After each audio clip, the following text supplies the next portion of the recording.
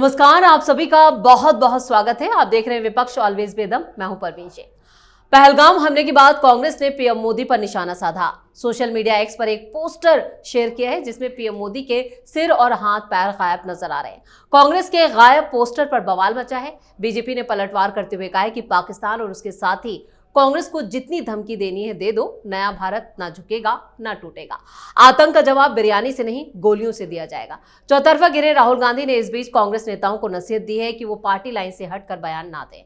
बयान तो ओवैसी का भी सामने आया है। All India Muslim personal law board के वक्फ संशोधन अधिनियम 2025 के खिलाफ शुरू किए गए विरोध प्रदर्शन को आगे बढ़ा रहे हैं, जिसके तहत 30 अप्रैल को रात 9 बजे से 9:15 बजे तक घरों और दुकानों की लाइट बंद करने का कार्यक्रम रखा गया है। ओवैसी ने कहा है कि इस विरोध में शामिल होकर पीएम मोदी को यह संदेश दें कि यह कानून मौलिक अधिकारों का उल्लंघन है। तो क्या है ओवैसी का लाइट बंद आंदोलन, कैसे घिर गए राहुल गांधी? इसी पर चर्चा के लिए स्टूडियो मौजूद हैं कैपिटल टीवी के editor in chief doctor Manish Kumar और एग्जीक्यूटिव एडिटर राजीव कुमार। आप दोनों का बहुत बहुत स्वागत है। धन्यवाद। क्या कांग्रेस गलती करने से बाज नहीं आ रही है? एक के बाद एक और पीएम मोदी पर निशाना साध के चौतरफा गिर गए राहुल गांधी। ये निशाना साधना थोड़ी है। This is not politics, this is a manifestation of deep hatred. This is a demonstration of Congress frustration. कुंठा दिखाया जा रहा है। आपकी घृणा का स्तर यह हो गया है कि आप प्रधानमंत्री मोदी का सर कटा हुआ देखना चाहते हैं, हाथ कटा हुआ देखना चाहते हैं, पैर कटा हुआ। This is what it is. ये राजनीति है क्या? ये गंदगी है, फिल्थ है, ये फिल्थ। भाई आप के दिमाग में और कुछ नहीं मिल रहा? भला किसी की तस्वीर बिना सर के लगाई जाती है?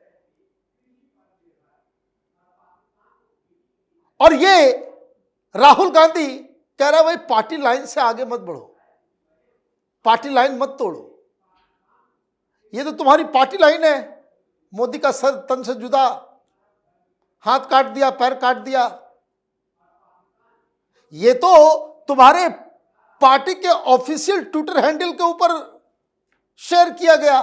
That means that is the party line. आप लिख रहे हो गायब। इस देश में कौन गायब होता है उसकी चर्चा होने लग जाए कि कहां गायब होता है तो एक भी कांग्रेसी मुंह दिखाने लायक नहीं बचेगा जी। और आपको जो है वो तो ये तो पहली बात समझ लीजिए कि ये कोई राजनीति नहीं है। Congress party is too much obsessed with PM Modi.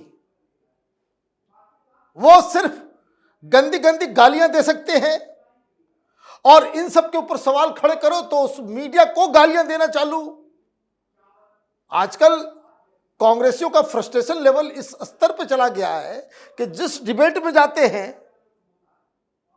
वो बीजेपी से कम और एंकर को ज्यादा गालियां देते हैं। तो राहुल गांधी ने पार्टी को सड़क छाप बना दिया, सड़क छाप लोगों को आईटी सेल में डाला, सड़क छाप लोगों को प्रवक्ता बना दिया। एक सेंसिबल आदमी नहीं है जो इसका प्रतिरोध करे कि no this is not done.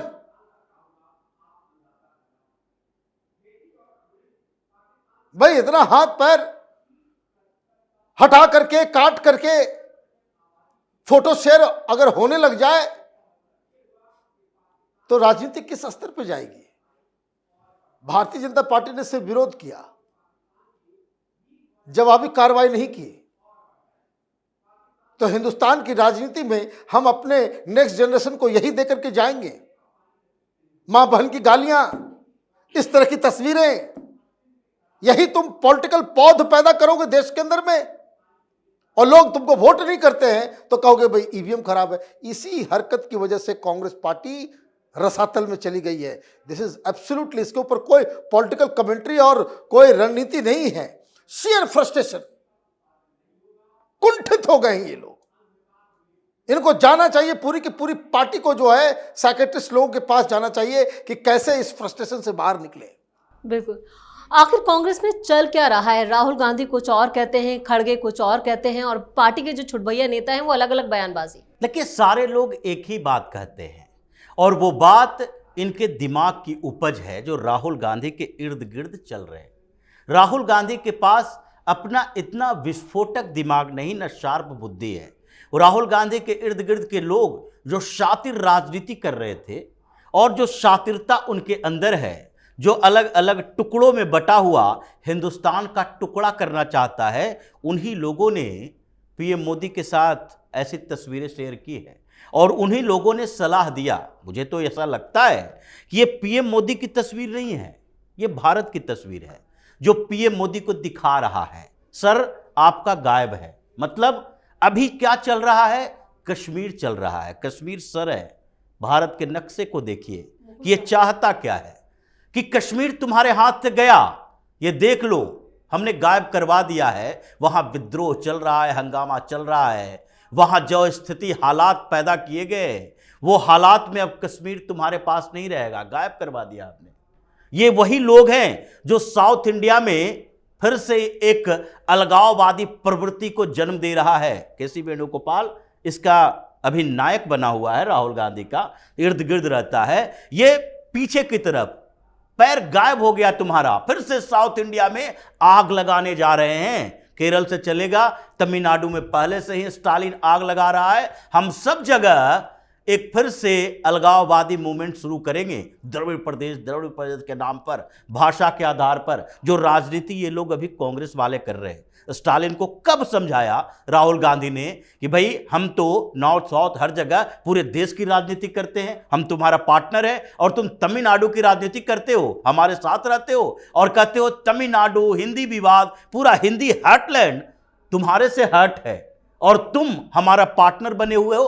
क्यों नहीं राहुल गांधी ने उसी समय गठबंधन से अपने आप को अलग करवाया जब स्टालिन ये भाषा विवाद के नाम पर तमिलनाडु में हंगामा क्रिएट कर रहा है? क्या उसी समय की स्थिति पैदा कर देगा जब द्रविड़ मूवमेंट चल रहा था और उस समय हजारों की संख्या में लोग मारे गए थे, सड़कों पर आगजनी होती थी, गाड़ियों में आग लगा दिए गए थे। अगर तमिल तेलुगु विवाद नहीं होता शुरू तो उस समय तमिलनाडु तो पूरे साउथ इंडिया में आग लगा के रख देता। इन लोगों के कारण, इन्हीं के ऊपर पूर्वजों के कारण जो तरीके अपनाए थे। ये कौन लोग हैं? जो ये शाहीन बाग के आंदोलन से उपजा हुआ लोग, ये वही लोग हैं शर्जील इमाम का जो जेएनयू के निकले हुए पौध जो आजकल राहुल गांधी के इर्द गिर्द है, कहता है चिकन नेक काट दो, नॉर्थ ईस्ट खत्म तुम्हारा। तो ये दिखाना चाहता है कि देखो भारत की क्या स्थिति पीएम मोदी कर रहे हैं, न सर रहेगा न पैर रहेगा, ये दोनों तरफ भाई बाजू चली जाएगी।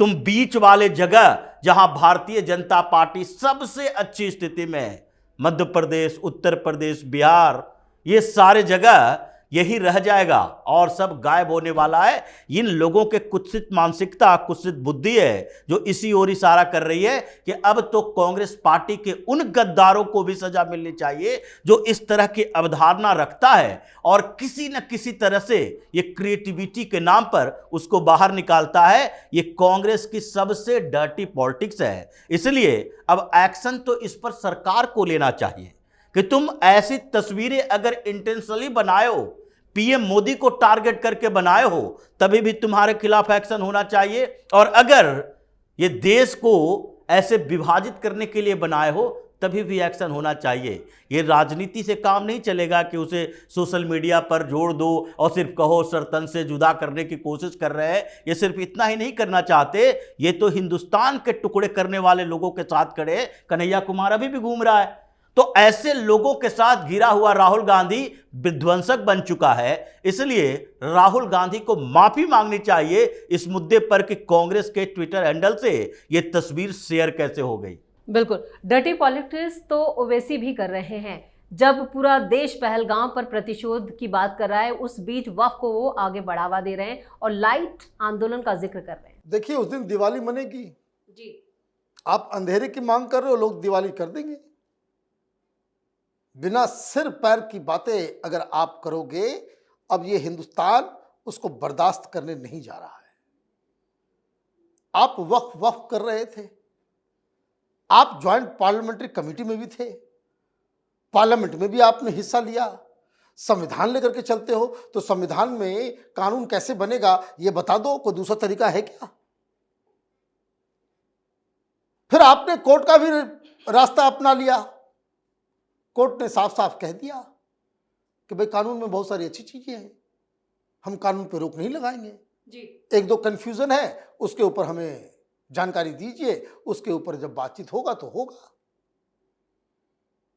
आपके मन मुताबिक नहीं होगा तो आप कोहराम करेंगे। तो खैर चलिए,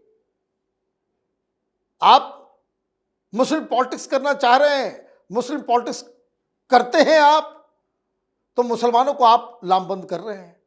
लेकिन यह भी तो टाइम है कि जब पहलगाम में इस तरह का वाकया हुआ, आपको फ्रंट फुट में आकर के उन तमाम मुस्लिम पर्सनल लॉ बोर्ड के लोगों के साथ मीटिंग करके आपको सामने आकर के बताना चाहिए, आपको बताना चाहिए कि गलत हुआ। तो ये जो कि भाई आप दोनों तरफ सवारी करेंगे तो ये तो चलेगा नहीं। और वक्फ के ऊपर आप अभी जितना कोई कार्रवाई आप करोगे वो सबके लिए हानिकारक हो जाएगा। लोगों का गुस्सा 7वें आसमान पे है और इस बीच इस तरह के कार्यक्रमों को स्थगित कर देना बहुत ही मुफीद होता। वो रिक्वायर था कि भाई आप अभी इस चीज को बंद करें, क्योंकि देश जो है एक वॉर के मुहाने पे खड़ा है। हमें इन सब चीज से बचना चाहिए कि जो डिवीजन लेकर के आता हो देश के अंदर। देखिए कितनी अच्छी अच्छी बातें उमर अब्दुल्ला ने कर दी असेंबली के अंदर जी। भाई, कर दिया ना, मन से करे बेमन से करे, लेकिन किया। एक मैसेज गया। कश्मीर में भी लोग जो है गलत हुआ इसको लेकर के मस्जिदों में बकायदा 2 मिनट का साइलेंस रख रहे हैं। भाई हो रहा है ना, ये काम हुआ कि समाज में आप शांति लाने का काम। तो ओवैसी को शांति पसंद नहीं है, ओवैसी को शांति पसंद नहीं है, तो आप जो है वो लाइट बंद करने के लिए कह रहे हैं। तो ये अंधेरा जो है ना, ये अंधेरा प्रोटेस्ट का अंधेरा नहीं है, ये मुस्लिम समाज अंधकार में जा रहा है उसका एक एग्जाम्पल है। बिल्कुल, जिस तरह से वक्फ को आगे जो विरोध प्रदर्शन है all India Muslim personal law board का, उसे आगे बढ़ा रहे हैं ओवैसी, तो ये कितना नुकसानदायक होगा ओवैसी के लिए या बाकी सभी मुस्लिम समाज के लिए? देखिए, नुकसानदायक होने की चिंता इन लोगों को नहीं है। इनको चिंता इस बात की है कि 5 तारीख को सुनवाई होनी है जी। अब इस बीच तो सारा मामला ही अलग हो गया। कश्मीर में पहलगाम में हमले के बाद ये मुद्दा कोई बात ही नहीं कर रहा है इस पर।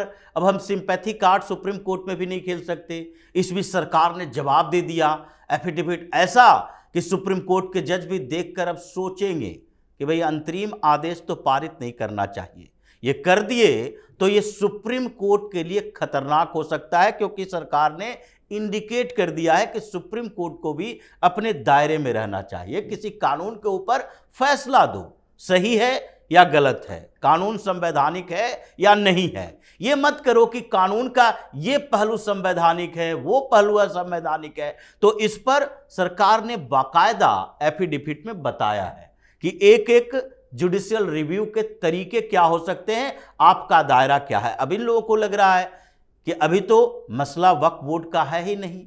पहले तो दबाव बना रहे थे, कई प्रदर्शन किए, हंगामा किए। हमारे वकील भी जाकर कह रहे थे कि देखिए मिलॉर्ड, अगर कुछ चीज़ों को बीच में नहीं रोक पाए कुछ समय के लिए तो ये दंगे फसाद करेगा, हंगामा होगा, प्रदर्शन होगा। कम से कम कुछ समय के लिए इसको रोक दीजिए, सुनवाई में धीरे धीरे ये आपस में निपट लेंगे। लेकिन ओवैसी उन्हीं लोगों के आसपास का है, ये वक्फ गैंग का सबसे ऊपर का मेंबर। अब लग रहा है कि दबाव बनाना तो चाहिए, इंडिकेट ही कर दे, सांकेतिक तरीका ही हो, लोगों के दिमाग से ये खत्म ना हो जाए कि मुस्लिम समाज ये पहलगाम अटैक के बाद जो घिरा है चारों तरफ से, उसके बाद ऐसा शांत हो गया कि अपने वक्फ के अधिकारों को छोड़ दिया है। अब ये बीच में आ गया, एक तरफ ये बैलेंस करने की कोशिश कर रहा है, मेरे हिंदू भाइयों की हत्या करके ये कायराना काम किया है। 1 दिन पहले का है जी ये इसका बयान।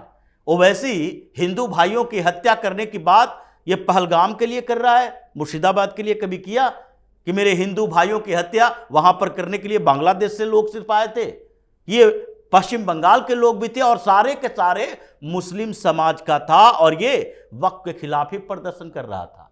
ये कभी इसने दूसरे जगह पर हिंदू भाइयों की हत्या के लिए कहा कि कश्मीर में भी पहले टारगेट किलिंग हो रही थी तो हिंदू भाइयों की हत्या की जा रही है, ये कभी नहीं कहा। अभी कह रहा है क्योंकि अभी डरा हुआ है और परेशान है और धीरे धीरे इस डर को खत्म करने के लिए ये इकट्ठा होने की कोशिश करेगा। विपक्ष की कई पार्टियां इसके साथ हैं। अब वो बिल से निकला है, शुरुआत किया है लाइट ऑफ करने के, उसके बाद ये धीरे धीरे सड़कों पर आएगा, फिर कुछ रैलियां करेगा।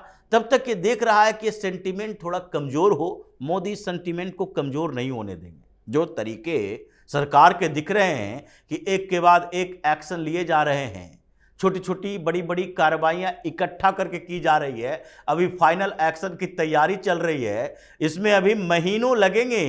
पाकिस्तान रोता रहेगा और यहां जो लोग पाकिस्तान के ये इनडायरेक्ट सपोर्ट करने वाले हैं ये भी उसी तरह से रोता रहेगा। चलिए, इस तमाम जानकारी के लिए और सटीक विश्लेषण के लिए आप दोनों का बहुत बहुत धन्यवाद। धन्यवाद।